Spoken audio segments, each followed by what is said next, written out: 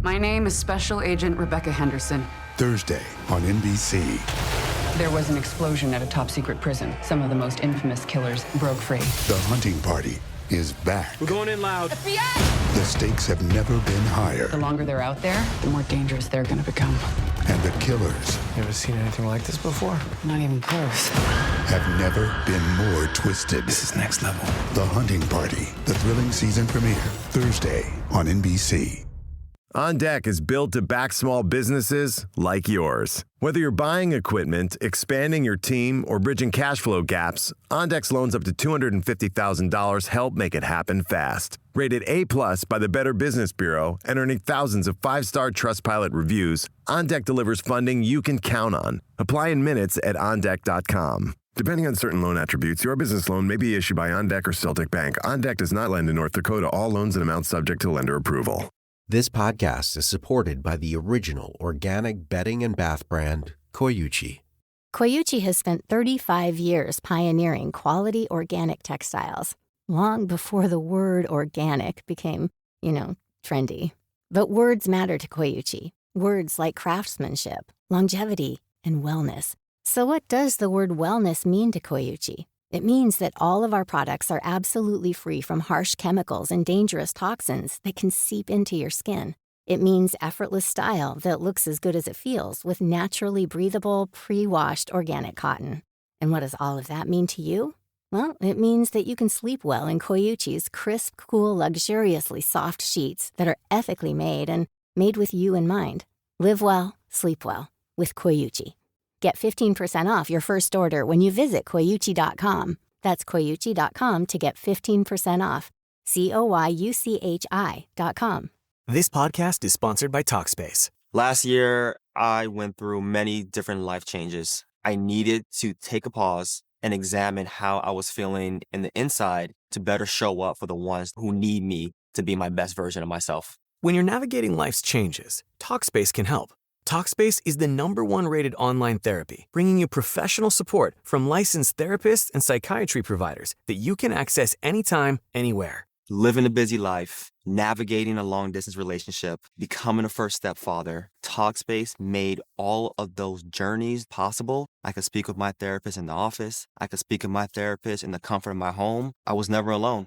Talkspace works with most major insurers, and most insured members have a $0 copay. No insurance, no problem. Now get $80 off your first month with promo code SPACE80 when you go to Talkspace.com. Match with a licensed therapist today at Talkspace.com. Save $80 with code SPACE80 at Talkspace.com. Stoveleg Media, igniting conversation.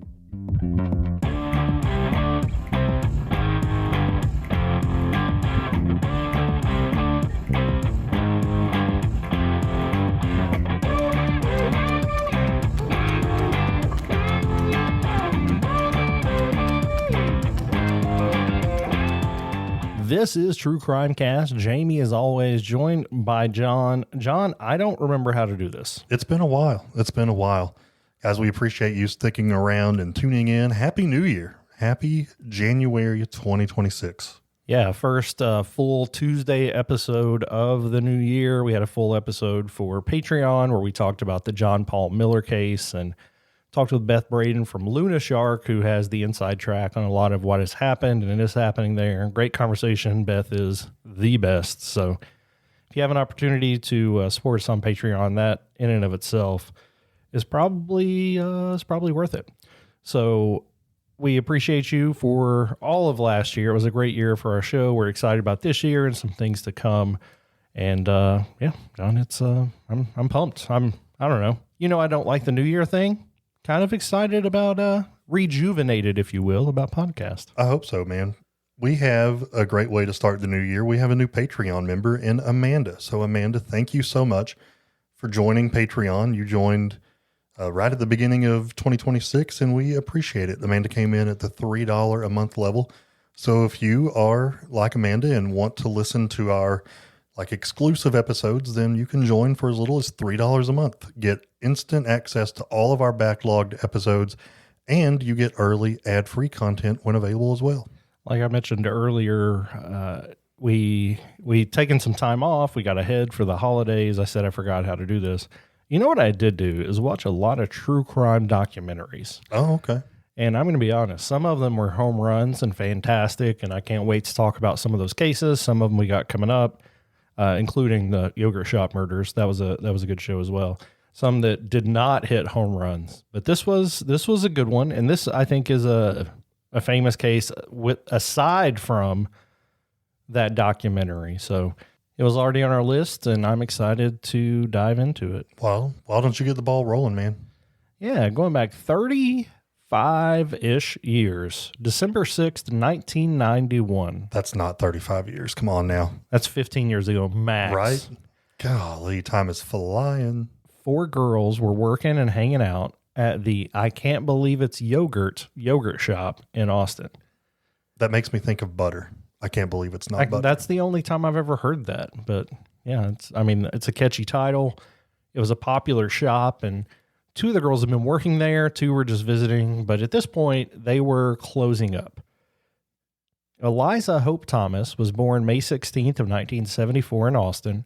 Her parents were Maria and James Thomas. She was an only child, and her family was really close-knit, tight, and loving. She was a kind and independent individual who was also very curious, and obviously she had a lot of friends. She was well-liked by both classmates and teachers. At the time this happened, she was a senior at Lanier High School, and she balanced academics with extracurricular activities and, of course, her after-school job at I Can't Believe It's Yogurt.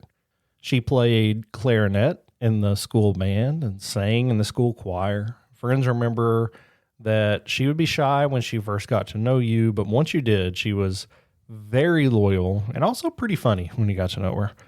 They said Eliza had a love for animals, especially cats. She was known for being very artistic and had a gentle heart. And at her job at the yogurt shop, she often took closing shifts to help others and to earn some extra money. There's a lot to do when you close up any business, and she liked to be there. Not only did she get extra money, but she got to hang out with people. I remember working closing shifts at a grocery store when I was a kid, and the store would close at 9, but it would be 10 or 10:30 before we'd get out of there. So much to do. Hour and a half. So much to clean up, put up. You're trying to get ready to go early in the next morning, and that's certainly what was happening here. And this was, I don't know, I can't think of yogurt not being messy. So. Well, yeah, and the closing time is fun because the customers are gone, and usually the bosses are gone, so you have a lot to do, but you can usually let your hair down and be a little funny and zany while you're doing it. Yeah. So that night, Eliza was working the closing shift with Jennifer Ann Harbison. So a little bit about Jennifer. She was born on May 9, 1974. Her parents' names were Mike and Barbara. She was originally raised in Texarkana, but moved to Austin with her mother and her younger sister when her parents, Mike and Barbara, split up. Jennifer was an opinionated and outgoing teenager, and she was in her senior year at Lanier High School. She was the president of the school's Future Farmers of America chapter. She competed on her track team, and she was a member of the drill team. So just like our kids, she was busy. She was always into something, it sounds like. Her teachers remembered her for always having corny jokes. Let me just tell you, I think I would really like this kid. Like, you tell me a good dad joke, I'm going to like you for a long time. I have seen you laugh till you cry at horrible dad jokes. I love it so much. We played this game in our youth group where the kids would have to tell jokes and see if they could get the teachers to laugh. And any kid who did a joke, automatically, Yeah, you lost immediately. But they're great. So one teacher said that she was, quote, more excited about life than any kid I've ever known. Wow. So sounds like she was just a pure joy to be around. Jennifer was working at the yogurt shop. She was trying to help pay for her car. Her dad had bought her a dark blue Chevy S10, which in the 1990s, that was like the car. It was a truck. It was a small truck, but everybody who was cool had a Chevy S10. He bought it for her on the condition that she helped pay for it, but she also needed to help drive her little sister around. Yeah, I like those stipulations. You're right. Everybody had either an S10 or a Ford Ranger. I was a Ford Ranger guy. I know you were. That's the What biggest. did you have? I didn't have an S10. I had a Chevy Cavalier. Well, that was another go-to. Yeah, I mean, it was pretty common back then. So we mentioned that a requirement of Jennifer getting her car was to help drive her sister around. So, as you may guess, the next girl at the yogurt shop that night was Sarah Harbison, Jennifer's younger sister. Sarah adored and admired her big sister. The two were very close. They had really similar interests. She was also involved in FFA, which John mentioned that that's Future Farmers of America. That was also really big where I grew up. It's an organization that's very popular. It's almost, and it's pretty rigorous when you get to like the officer level type thing. They did competitions at fairs and that kind of thing with animals, showing your knowledge. And we've had a couple kids that we mentor and teach that have done that recently. My niece was, when she was in high school, the president of her chapter, and I swear it might as well have been a full-time job. She was busy all the time. Yeah, and this is an area where it was huge and important, so of course she was involved there. Sarah was a freshman at Linear High School, and she was known for being kind, intelligent, and funny. She was particularly interested in animal husbandry, including raising and showing livestock.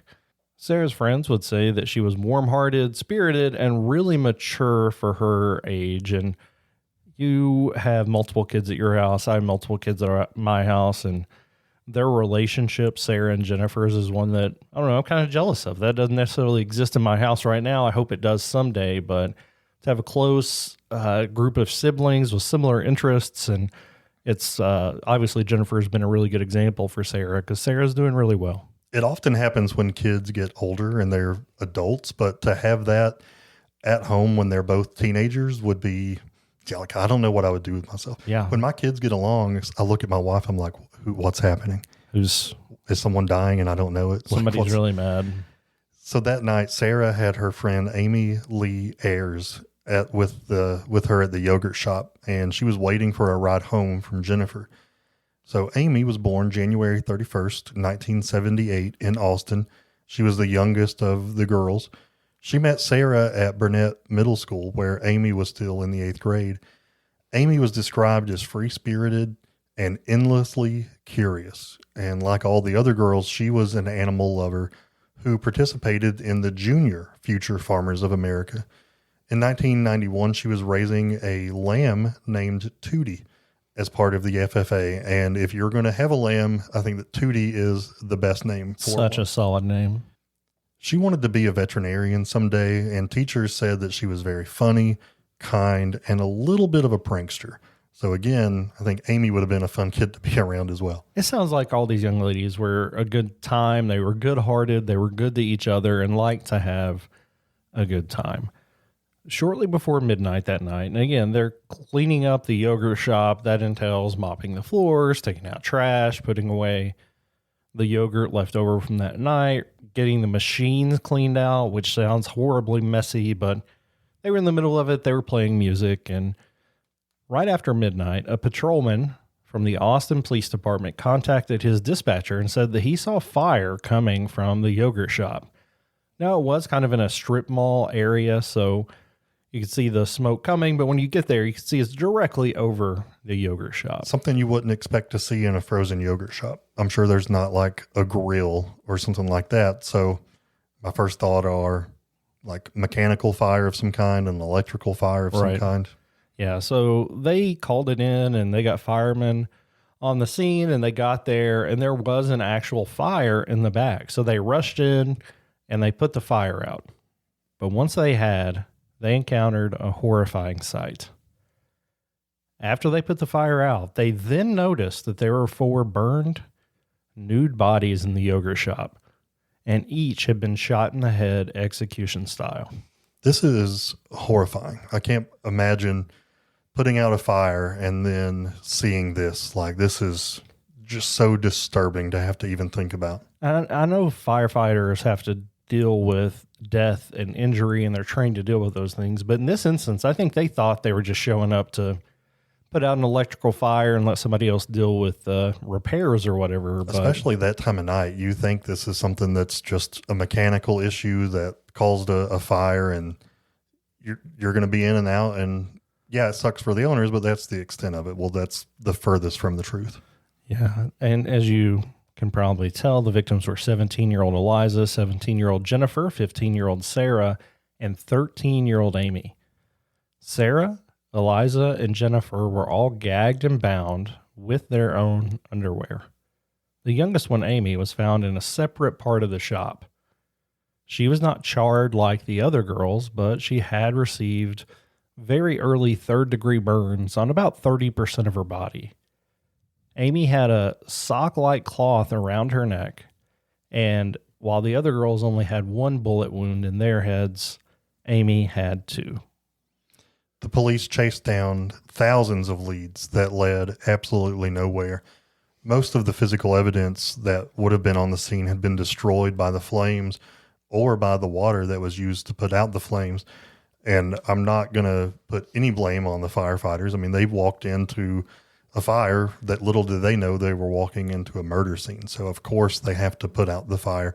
Even if they did know this was a murder scene, they would still have to put out the fire. Right. Eventually, investigators closed in on a 16-year-old named Maurice Pierce, who was caught at a nearby mall a few days later with a weapon of the same caliber as the one that was used in the murders. And they brought him in for questioning. After lots and lots of questions, the detectives decided that the information he was giving was just enough to get out of gun charges. So when his stories did not align with the details of the scene, and when ballistics came back inconclusive, police ended up eliminating Pierce as a suspect, and his three friends, who were all 17 or under at the time, were cleared as well.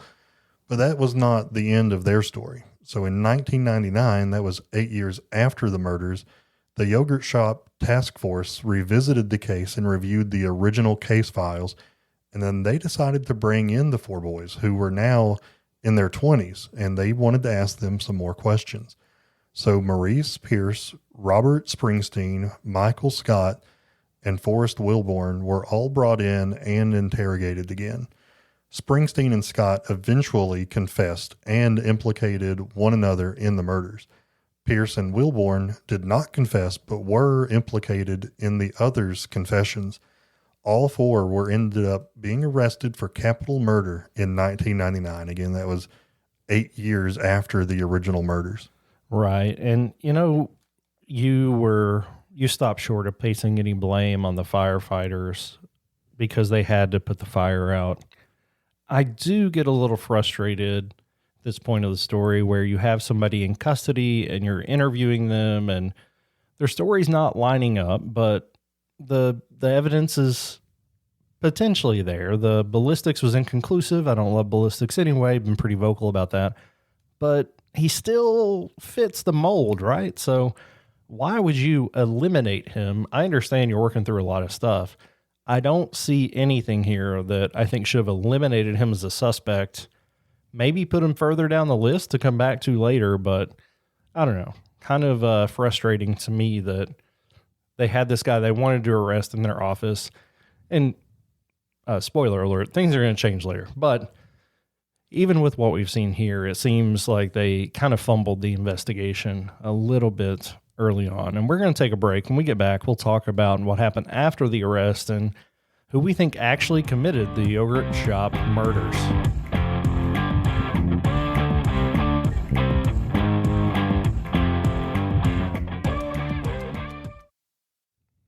My name is Special Agent Rebecca Henderson. Thursday on NBC. There was an explosion at a top-secret prison. Some of the most infamous killers broke free. The hunting party is back. We're going in loud. FBI! The stakes have never been higher. The longer they're out there, the more dangerous they're going to become. And the killers Never seen anything like this before. Not even close. have never been more twisted. This is next level. The Hunting Party, the thrilling season premiere, Thursday on NBC. On Deck is built to back small businesses like yours. Whether you're buying equipment, expanding your team, or bridging cash flow gaps, On Deck's loans up to $250,000 help make it happen fast. Rated A+ by the Better Business Bureau and earning thousands of 5-star Trustpilot reviews, On Deck delivers funding you can count on. Apply in minutes at OnDeck.com. Depending on certain loan attributes, your business loan may be issued by On Deck or Celtic Bank. On Deck does not lend in North Dakota. All loans and amounts subject to lender approval. This podcast is supported by the original organic bedding and bath brand, Koyuchi. Koyuchi has spent 35 years pioneering quality organic textiles. long before the word organic became, trendy. But words matter to Koyuchi. Words like craftsmanship, longevity, and wellness. So what does the word wellness mean to Koyuchi? It means that all of our products are absolutely free from harsh chemicals and dangerous toxins that can seep into your skin. It means effortless style that looks as good as it feels with naturally breathable, pre-washed organic cotton. And what does all of that mean to you? Well, it means that you can sleep well in Koyuchi's crisp, cool, luxuriously soft sheets that are ethically made and made with you in mind. Live well, sleep well with Koyuchi. Get 15% off your first order when you visit Koyuchi.com. That's Koyuchi.com to get 15% off. Koyuchi.com.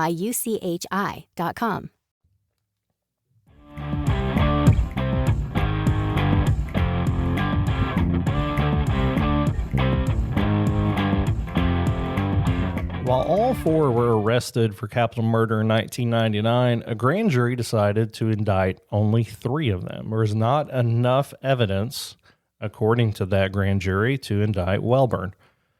The charges against Pierce were dropped, and even though there was no physical evidence that tied anybody to the crime, Scott and Springsteen were still put on trial. And remember, those are the 2 that actually confessed. So the other 2, without physical evidence and only having the confessions of Scott and Springsteen, they were set free.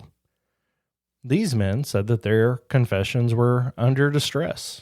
They looked for a way out of a very intense interrogation and claimed they were coerced into confessing, which I think now in 2026 now, we're more well aware of false confessions. We're more well aware of the way that young minds work. These were teenagers. So could they have possibly confessed under duress and not have been telling the truth?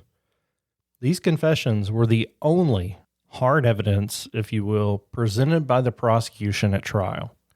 Scott was convicted in 2002 and given a sentence of life in prison. Springsteen was also convicted back in 2001, and he was sentenced to death. Now, I will say that the documentary opens with Springsteen, and you kind of start from his point of view of what's happening here, so it's pretty fascinating to start with him before the crime. But in 2005, Governor Rick Perry commuted Springsteen's sentence to life in prison since he was a juvenile at the time the crime was committed. In 2008, the Texas Court of Criminal Appeals overturned the men's convictions, saying that there was no opportunity for defense to cross-examine each male's accuser per their Sixth Amendment rights. So they accused each other, and they both refused to take the stand. So it's kind of almost a catch-22 situation when you think about it logically or legally here. But man, if that's all you got, that's a pretty big blow, right? That's an odd place to find yourself in. Yeah. I mean, it really seems like the only thing they have are each of their confessions. And since they were not going to testify against each other, that's really all they had. It was. There was supposed to be some DNA testing done, and they were doing this to plan for a retrial since it had been overturned. But the evidence showed that none of it matched Pierce, Scott, Springsteen, or Welborn. Now, that's not to say that they definitely weren't there, but the evidence that they found DNA on very likely mapped back to the killer or killers, and none of it met them. So they were all freed in 2009. It's hard to say with certainty, even if the DNA they did have would have been certainly from the murderers. I mean, I don't know what these pieces of evidence are. You know what I mean? So this is a public place. So if they just randomly got samples from a chair or something like that, you can't conclusively say that would have been from the murderer anyway. But if this was a situation where someone was raped and there were fluids there that, you know, but with it being a fire and water being being used to douse the fire, who knows whose DNA? And how did they find any DNA anyway? Like, most of it was definitely ruined. So this is, this reminds me of a case in the city where we live. Like, there was a fire, a firefighter responded and doused a couch that probably had evidence on it, and now it's gone forever. So who's to say that the DNA that was tested was even from the murderer? You just don't know. Well, here's my assumption of what happened here. I think the DA had intended to go back to trial, but realized that the case was really weak and was kind of depending on this DNA evidence coming in because they only had the confessions. This issue with the Sixth Amendment rights were not going to go away. So if they didn't have something else, going back to court was not going to work out. So I think they dropped the charges at this point because they knew they couldn't get a confession just based solely, or couldn't get a conviction based solely on the confessions. So now, they had been convicted, but because they were 17, they reduced that, after that law went into effect. We talked about that with the Tennessee case years ago. So basically they were convicted, but the court said, we can't prove you're guilty. We also can't prove you're innocent. Yeah. So they didn't give them compensation for that because they had been in prison for a decade. So, or close to it, at least. That's when they were arrested, was 1999. They were freed in 2009, but the courts didn't give either of them any compensation because they didn't prove they were innocent of the crime, which the burden of proof is on the state for conviction. How does that apply here? It's a very complicated and complex situation that I'm glad I'm not making decisions in, but it's really, really messy, and I'm not sure they got all of it right. Yeah, we'll talk more at the end of this about whether or not they should have been released because they were convicted and they were given the death penalty. It was later reduced to life in prison, but here they're freed. So we'll talk more about that. Let's kind of go on from there on this timeline. So Austin police said that over the years they have received over 50 false confessions. One of those was from a convicted serial killer who was being put to death and on his deathbed confessed to this. That's certainly interesting. And, I guess that should be explored in some way. So they do have DNA from the scene, but there have been no matches as of 2009. Let's fast forward to December 23rd, almost Christmas time of the following year, 2010. So there was an Austin police officer named Frank Wilson and his partner were conducting a traffic stop on a vehicle that was driven by Pierce in the northern part of the city. Pierce initially fled on foot, but Wilson caught up with him. So when Wilson caught Pierce, they had a struggle, and then Pierce grabbed a knife from his belt and stabbed the police officer, Frank Wilson, in the neck. Wilson was able to grab his gun, take it out, and shoot Pierce. Thankfully, Officer Wilson did survive his injuries. However, Pierce did not. So again, Pierce was one of the individuals originally arrested for the murder, was not convicted of the yogurt shop murders. Now let's fast forward to August 3rd of 2022. President Biden signed into law the Homicide Victims Families Rights Act of 2021, which was inspired by this case, by the yogurt shop murders. The law helps ensure that federal law enforcement reviews cold case files and applies emerging technology and investigative standards on these older cases. Dude, I love this. And I often get political and give some crap, but this is awesome. This is really, really good. And there's some cases around here that I really feel are only going to be solved when federal investigators get involved. And, the way things are advancing just so quickly, technology and other testing for DNA and other pieces of evidence is so different than it was 5 years ago at this point, let alone 30 years ago. Like, there's so much more we can get from things, so many crimes that we can solve. And, of course, you want to serve justice and help the families, but a lot of these can still prevent other people from being hurt. Absolutely. So, 10 out of 10, take my tax money to do this with. Absolutely. Love this. That same year, Detective Daniel Jackson was assigned to the yogurt shop murder case as somebody who would take a new look at it. Jackson met with several subject matter experts on DNA and genealogy while he put together a list of items from the scene that were identified for retesting. In June of 2025, seems like just last year, John, Jackson determined that there was a .380 cartridge, so that's from a .380 caliber .38 pistol, that was found in a drain at the scene, had not been submitted into the National Integrated Ballistic Information Network. That is a very common pistol. It's very small, concealable. It's a bigger cartridge than a 22, but very, very common for a carried weapon. Yeah, we've talked about, you and I, having concealed carry permits, and a 380 is what I carry when I do carry a weapon. It is very small, kind of a smaller version of a 9mm, if you will.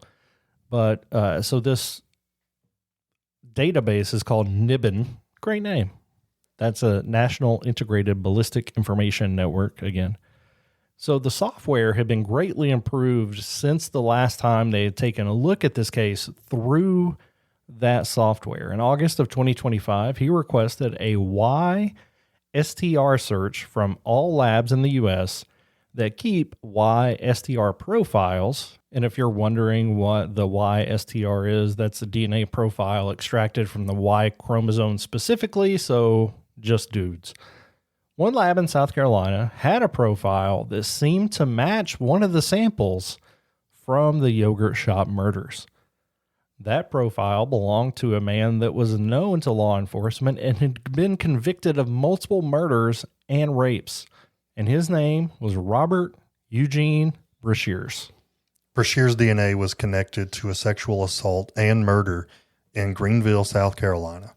So to confirm, Austin police retested the YSTR DNA from under Amy's fingernails. And again, it was a direct match to Brashears' profile. Detective Jackson said, quote, Amy's final moments on earth were to solve this case. It's because she fought back, end quote. Before the yogurt shop murders, Brashears had served time in prison for shooting a woman, and he was granted parole in 1989. Detective Jackson discovered that just 2 days after the yogurt shop murders, he was stopped by Border Patrol between El Paso, Texas, and La Cruces, Mexico. He was driving a stolen car out of Georgia and was carrying a .380 pistol. So his DNA has also linked him to violent crimes in and around the U.S., including the 1990 strangulation of a South Carolina woman, a 1997 rape of a 14-year-old girl in Tennessee, and the 1998 murders of a mother and daughter in Missouri.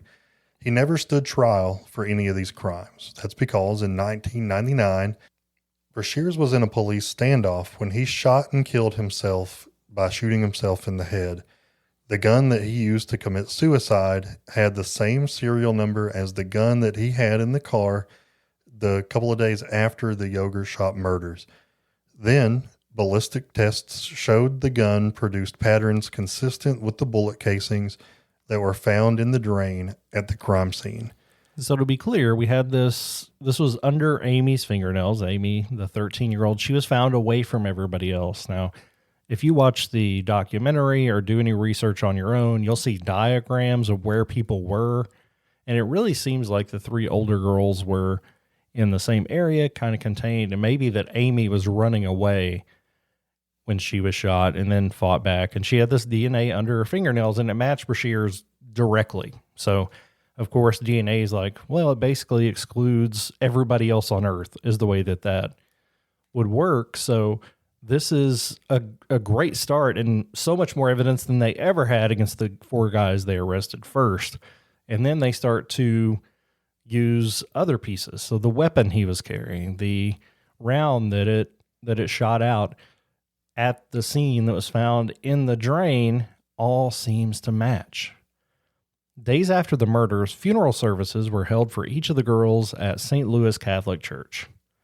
There were nearly 1,000 people who gathered inside and outside to pay their respects to the girls. Friends and loved ones continued to care for their animals that they loved so much from FFA. They later showed them off at the Travis County Livestock Show. Eliza's remaining little sister, Sonora, took care of her sister's prized hog and earned the title of champion pig at the show. Again, this may seem kind of silly. You're picturing Charlotte's Web here. This was very important to these young girls. Amy's friend Melissa cared for her pig, and Sarah's friend Christy cared for her lamb. Jennifer's friend Miranda cared for her lamb. When the time came for Eliza and Jennifer's graduation from high school, their class honored them at the commencement ceremony by placing caps, gowns, and flowers in the seats that would have been theirs. Brother, that is absolutely heartbreaking. Every kid deserves to finish high school. As a parent, man, I can't imagine seeing that. Even if I'm not the parent of that child, it would still be so hard to see. But man, my heart just breaks for all of these girls' families, their parents. It's unimaginable. And this was a tight-knit community. Yes, it was absolutely horrific for the parents to see and live through, but it didn't stop there. This was something that impacted everybody in the area, and everybody lived through for such a long time without any answers. So yeah, it was obviously around 1,000 people came to see the girls, and I bet there were many more that were hurting because of this. The town was relieved to finally have answers. Even though it took almost 3 decades, this was finally the answer that everyone was looking for. Austin Police Chief Lisa Davis said, quote, "After 34 years, the Austin police have made a significant breakthrough in one of the most devastating cases in our city's history. This unthinkable crime has weighed heavily on the hearts of our community and families of the victims and our detectives who have tirelessly pursued justice," end quote. The mom of Jennifer and Sarah would go on to say, quote, "I'm full of gratitude. It has been so long, and all we ever wanted was the truth. We never wanted anyone to go to jail or to be charged with anything that they did not do. Vengeance was never it. It was always the truth," end quote. Austin Mayor Kirk Watson said, "Austin lost its innocence that night those young girls became victims. Today was a long time coming," end quote. So the solving of this case was definitely, if there's any relief, it was that, just because the truth was finally known. And there were people who were wrongly accused of this crime who spent time in prison for this crime. So finally having the truth meant a lot to a lot of people. Michael Scott, one of the people who was convicted, said, "This case stole decades of my life, but the truth has finally come to light." So that is, I mean, I don't know if there was any grace that Michael could have given. I think that is just about it. Now, this case has been officially solved. Scott and Springsteen are seeking restitution up to $80,000 for each year that they were imprisoned. Their lawyers remain hopeful that this will happen. Today, the yogurt shop is no longer in the same place, but a plaque remains there that honors the memory of Eliza, Jennifer, Sarah, and Amy. This is a very intriguing case. There's so many things going on, but ultimately you have 4 girls taken before their time in a most horrific way. It did take almost 3 to 4 decades to solve it, but finally it was solved. But my heart does go out, not only to the victims' families, but there were teenage boys who were imprisoned for up to, almost 10 years? Yeah. Who did absolutely nothing wrong. And that's heartbreaking as well. And here's the thing, they did nothing wrong, and the prosecution only had their confessions and still moved forward. Sometimes the desire to close a case supersedes the desire to solve the case, and I think that's part of what happened here. Over the years, man, we've talked so many times about people who have given confessions, and you spend potentially hours in interrogations, and they probably didn't have attorneys. Yeah. And all these guys were 17 and under. Their frontal lobes are still very malleable.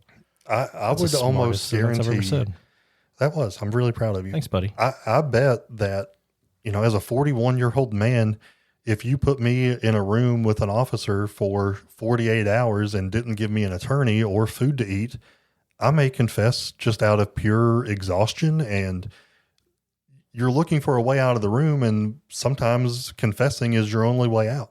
Yeah. So, and they're telling you, they can tell you lies. Like, we have enough evidence to get the death penalty for you.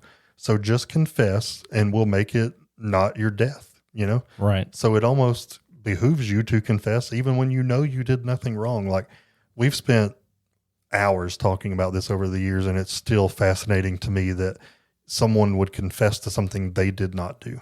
Yeah, and it's horrific. Robert Springsteen, like I said, the documentary opens on him, and he's preparing to go on a TV show after he's released from death row, which creates some interesting conversations with people that are in the footage. But man, it's tough. And you know, the families, I'm sure they wanted closure. They wanted to know what happened. They probably were all in on seeing the boys convicted because they were convinced that those boys had been the ones to do it. So it's not an easy spot for anybody at all to be in. These families suffered way more than anybody should have to. I'm glad that they finally got this justice. And if nothing else, it just goes to show the capabilities of what we have now and why that act from President Biden could potentially see a lot more justice get served. I try to put myself in the shoes of others and thinking about their dads, man. Like if I thought that there was a chance those boys murdered my daughter and her friends, I would absolutely want the quickest, swiftest justice and by all means the death penalty. But man, knowing that 10 years later they were going to be let go and then 3 decades later, the right information would be found. Like, my heart breaks for that guy, those dads too, man. Like, sure. I would want to murder those kids. And then knowing that they spent 10 years in prison for something they didn't do, like, that rips my heart out all over again. So. And it's not just those 10 years. Like, you can't wash off being convicted of murder. So I hope they do get some restitution. I think that's absolutely owed. So hopeful that kind of completes the cycle of providing answers and justice as it's available to those that are involved. And I think with the publicity that this got with the documentary and when the news broke about the arrest, hopefully it's momentum going in the right direction to solve a lot of the cases that we've left our heads from this table scratching our heads over. Yeah, it gives me so much hope knowing that there are technologies available now, and hopefully a lot more victims will have justice because of it. We really appreciate you guys. Would love to hear your opinion on this. Obviously, I think everybody is happy that it was solved. And I mean, there's always the question, I guess, if you want to dig into it, of was he alone? Because they didn't get to interview him about this. But we do know at least one person that was involved and would love to hear your thoughts on what this could mean for other cases and your takes on the information we shared here today. You can leave that in a 5-star review. We get a lot of recommendations from those reviews that come in for new cases to cover. You can leave it there. You can also leave it on social media. Those are great ways to contact us. We check it regularly. It's legitimately us, and we respond pretty quickly and would love to interact with you guys there. Yeah, we also get case recommendations from our Patreon members. So if you haven't already, go join that. $3 a month bonus episode. As Jamie mentioned before, we interviewed Beth Braden over the John Paul Miller indictments that came out recently. So go check that one out for January 2026 Patreon. Guys, we really appreciate you. We're excited for the year to come and look forward to more stories. And until next crime, this has been True Crime Cast.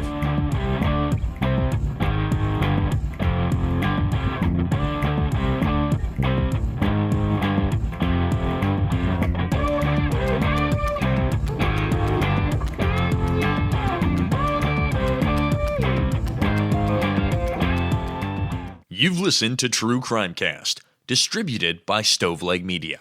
Check out stoveleg.com to find out more about your hosts and to find other podcasts to listen to. Stoveleg Media, igniting conversation. My name is Special Agent Rebecca Henderson. Thursday on NBC. There was an explosion at a top-secret prison. Some of the most infamous killers broke free. The hunting party is back. We're going in loud. FBI! The stakes have never been higher. The longer they're out there, the more dangerous they're going to become. And the killers You ever seen anything like this before? Not even close. have never been more twisted. This is next level. The Hunting Party, the thrilling season premiere, Thursday on NBC.